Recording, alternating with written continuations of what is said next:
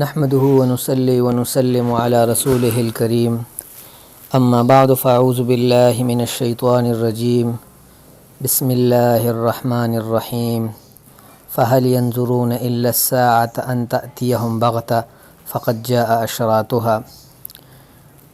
وعن ثوبان رضي الله عنه قال قال رسول الله صلى الله عليه وسلم يقتتل عند كنزكم وفي رواية عند داركم ثلاثة كلهم ابن خليفة ثم لا يصير إلى واحد منهم ثم تطلع الرايات السود من قبل المشرق فيقتلونكم قتلا لم يقتله قوم ثم ذكر شيئا لا أحفظه فقال إذا رأيتموه فبايعوه ولو حبوا على الثلج فإن فيها خليفة الله المهدي. رواه ابن ماجه. وقال السندي أخرج أبو الحسن بن سفيان في مسنده وأبو نعيم في كتاب المهدي من طريق إبراهيم بن سويد الشامي وفي الزوائد هذا حديث إسناده صحيح رجاله ثقات ورواه الحاكم في المستدرك. صدق الله العظيم وصدق رسوله النبی الکریم. امام مہدی کے ظہور سے پہلے چند علامات دنیا میں وقوع پذیر ہوں گے. ان علامات میں ایک علامات زمنیہ ہے اور دوسرا علامات مکانیہ اور تیسرا علامات سیاسیہ اور علامات شرعیہ. علامات سیاسیہ سے متعلق یہ حدیث ہے جو نبی کریم صلی اللہ علیہ وسلم کے آزاد کردہ غلام حضرت ثوبان رضی اللہ عنہ سے مروی ہے. وہ فرماتے ہیں یقتتل عند کنزکم ثلاثہ کہ رسول اللہ صلی اللہ علیہ وسلم نے فرمایا کہ تمہارے خزانے پر تین خلفاء کے بیٹے آپس میں لڑیں گے.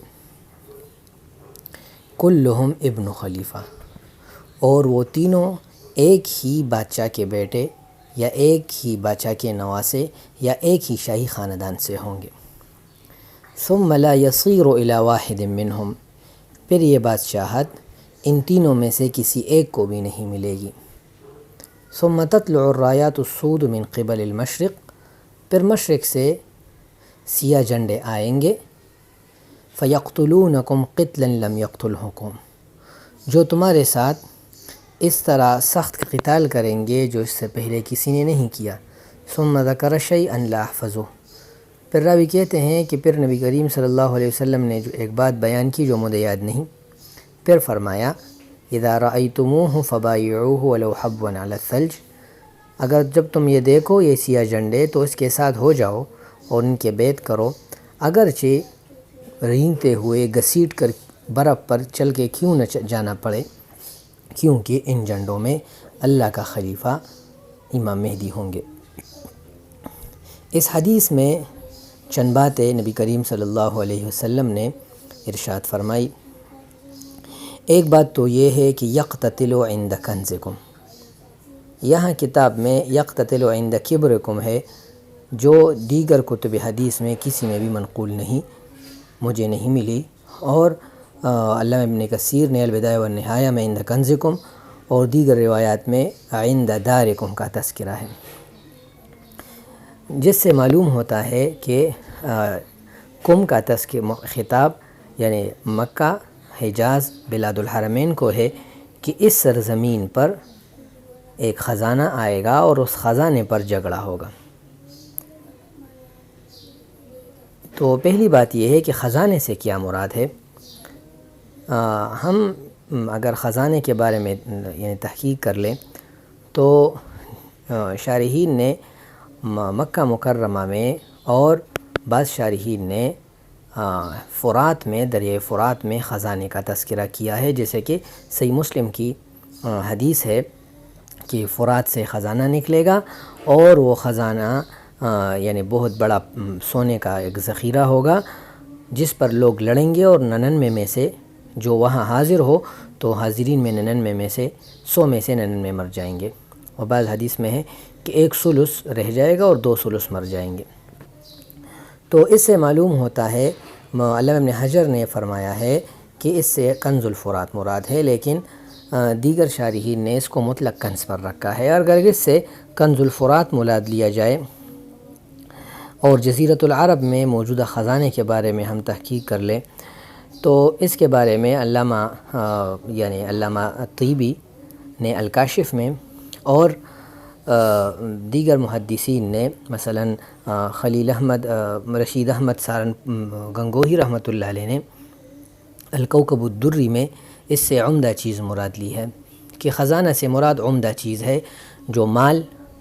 بھی مراد ہو سکتی ہے اور دراہم و دنانیر بھی مراد ہو سکتے ہیں، سونے کی شکل میں بھی ہو سکتا ہے، اور دوسری قیمتی چیز بھی، معدنیات بھی اس سے مراد ہو سکتی ہے، جبکہ ملا علی قاری نے صراحتاً یہ کہا ہے کہ اس سے مراد قیمتی چیز اور اس سے مراد مال اور اس سے مراد نفیس و عمدہ چیزیں مراد ہو سکتی ہیں، سونا مراد لینا لازم نہیں، جبکہ یہ بات دیگر احادیث کی روشنی میں بھی درست معلوم ہوتی ہے، کیونکہ دیگر احادیث سے معلوم ہوتا ہے کہ سونے کے اسوار من الذهب، کہ سونے اور چاندی کے اسوار ہوں گے، وہ عمود ہوں گے، وہ ستون ہوں گے،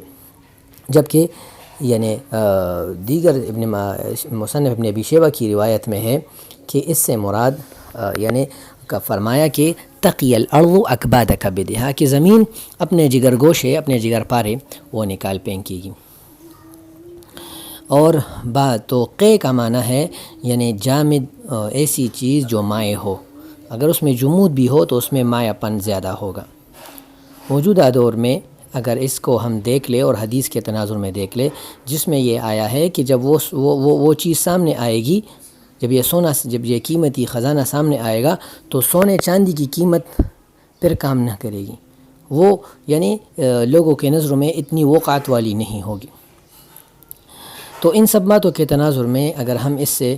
یقتتل عند کنزکم، کنز سے مراد اگر پیٹرول لیا جائے، جیسے کہ صدام کے دور میں پیٹرول پر جنگ تھا، فرات کے کنارے جتنے بھی علاقے ہیں، مثلا شام کا علاقہ ہے اور اس طرح عراق کا علاقہ ہے، تو عراق کا علاقے میں جو پیٹرول ہے اور اس پہ تقریباً کئی سالوں سے وہاں 1979 سے جنگ تھی، اور پھر صدام نے اسی پیٹرول کی خاطر کویت پر چڑھائی کی، پھر اسی پیٹرول کی خاطر جزیرۃ العرب میں امریکی افواج آئے، پھر اسی پیٹرول کی خاطر امریکہ نے روس سے جنگ لڑی، جو سرد جنگ کے نام سے یاد کی جاتی ہے، اور افغانستان میں روس کو شکست دے دی گئی، اور اس طرح پھر امریکہ نے عراق پر پابندی لگائی، اور پھر عراق پر حملہ ہوا، اور ابھی لیبیا کے پیٹرول پر قبضہ، عراق کے پیٹرول پر قبضہ، شام کے پیٹرول پر قبضہ، یہ سارا جو مسئلہ ہے وہ ابھی تک چل رہا ہے جو جزیرۃ العرب میں ہے۔ اور موجودہ دور میں اگر ہم دیکھ لیں تو تیل کا سب سے بڑا ذخیرہ وہ سعودی عرب میں ارامکو، جو وہ دنیا کو سپلائی کر رہا ہے، اور آئندہ حدیث کے ٹکڑوں کو اگر جمع کیا جائے، جیسے کہ حدیث میں یہ بھی فرمایا کلہم ابن خلیفہ، 3 بادشاہ کے بیٹے لڑیں گے اور وہ ایک ہی شاہی خاندان سے تعلق رکھیں گے۔ تو موجودہ دور میں 2015 کے بعد شاہ عبداللہ کے موت کے بعد شاہی خاندان میں، سعودی شاہی خاندان میں اختلافات شروع ہوئے، اور وہ اختلافات قتل و قتال سے آگے بڑھ کر ایک دوسرے پر فائرنگ کرنا، اور پھر شاہی خاندان کے افراد کو جیلوں میں بند کرنا وہ سامنے آیا، اور پھر ان کو ان سے کرپشن کے الزام پر ان کو اندر کیا گیا، اور بہت سے شہزادوں کو مار دیا گیا۔ لیکن جو آگے بات ہے ثم لا يصير الى واحد منهم، پھر یہ بادشاہت ان میں سے کسی ایک کو بھی نہیں ملے گی۔ موجودہ دور کے تناظر میں ضمنی طور پر اگر ہم یہ تطبیق دیکھ لیں تو یہ بادشاہت ابھی ان میں سے کسی ایک کو بھی فی الحال نہیں ملی، نہ تو محمد بن سلمان کے ساتھ مکمل طور پر ہے، نہ محمد بن نائف کے ساتھ ہے، نہ معتب بن عبداللہ کے ساتھ، اور نہیں اب احمد بن عبدالعزیز کے ساتھ، بلکہ احمد بن عبدالعزیز اور محمد بن نائف تو گزشتہ رجب سے 3-4 ماہ سے قید ہیں، واللہ عالم۔ لیکن جب یہ سیاسی حالات مکہ میں دیگرگوں ہو جائیں گے تو رایت السود جو مکہ جو حدیث کے ظاہر سے معلوم ہوتے جو جزیرۃ العرب کے ارد گرد میں بیٹھے ہوں گے، پھر وہ ظاہر ہوں گے، اور فرمایا کہ یقاتلونکم قتالا، کہ تمہارے خلاف لڑیں، کم کا مطلب ہے کہ تمہارے خلاف لڑیں گے، ایسی قتال لڑیں گے جو اس سے پہلے کسی نے نہیں لڑی، ایسی جنگ لڑیں گے، یعنی بہت سخت جنگ ہوگی جو موجودہ دور میں اگر ہم دیکھ لیں تو یہی معرکہ شام میں آیا جب سیاہ جھنڈے یعنی القاعدہ کے اور جو شیعوں کے وہ آپس میں لڑے، پھر یہی سیاہ جھنڈے داعش اور القاعدہ کے آپس میں لڑے، پھر جہاں بھی یعنی عراق میں مسئلہ آیا تو یہ تینوں وہاں موجود، پھر شام میں مسئلہ آیا تو یہ تینوں وہاں موجود، لیبیا میں مسئلہ آیا تو یہ تینوں وہاں موجود، اور پھر جب یعنی یمن میں مسئلہ آیا تو تینوں وہاں موجود، مصر کے سینہ میں بھی یہ تینوں جھنڈے وہاں موجود۔ تو حدیث کے سیاق اور موجودہ حالات کے تناظر میں ضمنی طور پر اگر ہم تطبیق کر لیں تو یہ معلوم ہوتا ہے کہ اگر جزیرۃ العرب پر مکہ مکرمہ پر اور بلاد الحرمین پر اگر حملہ ہوا خدا نخواستہ تو وہاں بھی اس طرح تینوں یعنی یہ آئیں گے، اور اس کی دلیل ایک دوسری حدیث ہے جس میں فرمایا یقاتلونہم قتلا لم یقتلہ قوم، اور ایک روایت میں فرمایا یقاتلونہم مقتلۃ لم یقتلہ قوم۔ پھر راوی کہتے ہیں کہ مجھے وہ چیز یاد نہیں جو نبی اسلام نے درمیان میں بتائی، لیکن یہاں یہ ضرور ہے کہ نبی اسلام نے بتایا کہ جب تم ان سیاہ جھنڈوں کو دیکھ لو تو ان کے ساتھ ہو جاؤ، اگرچہ برف پر گھسیٹ کے کیوں نہ ہو، یعنی مطلب ان کے ساتھ چلنا بہت مشکل ہوگا اس زمانے میں، جیسے کہ دوسرے حدیث میں آیا ہے کہ راستے بند ہوں گے، تجارتیں بند ہوگی، اور بعض روایت سے معلوم ہوتا ہے کہ کعبہ اور یعنی مکہ کے ارد گرد سب ہر چیز بند ہو جائیں گی۔ تو اس سے یہ معلوم ہوتا ہے کہ حالات سخت ہوں گے، کیونکہ اس میں اللہ کا خلیفہ امام مہدی ہوگا۔ اللہ کے خلیفہ کا مطلب یہ ہے کہ جس طرح کہ آدم علیہ السلام اللہ کا خلیفہ تھا زمین میں نفاذ احکام کے لیے، تو اس طرح امام مہدی بھی اللہ کے قانون کو نافذ کرنے کے لیے اللہ کا نائب ہوگا، یعنی قانون کے نفاذ میں اللہ اور اس کے رسول کا نائب ہوگا۔ تو پہلی حدیث یہ ہے۔ دوسری حدیث بھی ثوبان رضی اللہ عنہ سے ہے، جس میں یہ فرمایا اذا رأيتم الرايات السود قد جاءت من قبل خراسان فأتوها ولو حبوا على الثلج فإن فيها خلیفۃ اللہ المہدی۔ یہ اس میں بھی یہی مضمون ہے، لیکن اس میں یہ اضافہ ہے کہ یہ سیاہ جھنڈے خراسان سے آئیں گے، تو ان سیاہ جھنڈوں کے ساتھ ہو جاؤ اگرچہ برف پر گھسیٹتے ہوئے کیوں نہ ہو۔ تو امام مہدی کے ظہور سے پہلے یہ علامات سیاسیہ ہیں، شرائط سیاسیہ ہیں کہ جب یہ سیاسی شرائط پورے ہو جائیں تو اس زمانے میں امام مہدی کا ظہور ہوگا، اور اس وقت ہم انشاءاللہ امام مہدی کے بیعت کریں گے۔ اللہ ہمیں اور آپ کو سب کو امام مہدی کی نصرت اور ان کے حسن تائید